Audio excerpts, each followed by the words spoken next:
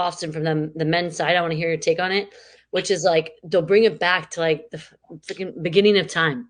Well, men were like this.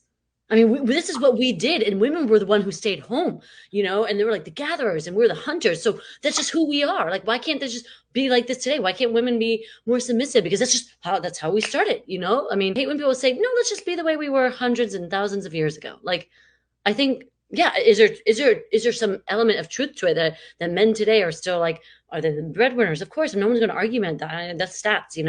But like, where it's like we have to dictate how history displays. Like, how about we just make up our own rules? Also, like a lot of people who talk about history don't really know history. Like, for example, the cave woman didn't just sit in the cave. Quite often they did go along with hunting, or they were like getting fruits, or they were picking honey. It was a collaborative effort to feed the family and the village, right? It wasn't like the cave woman was just chilling in the cave, like fucking looking at cave paintings. Like, so I think again, like a lot of these historical examples are not really like for example, another one is like talking about, well, 1950s, 1960s, everything was going so great. Yeah, except you had a record number of women who were on like all these crazy benzodiazepine drugs because they're like miserable and hate their life, right? You can go or like sometimes you'll see these statistics like, well, rape was happening a lot less back then, but then you would also say, but rape was not even being reported back then because it wasn't even considered rape up until a certain point to like rape your wife and shit like that, not to make it dark. But yeah.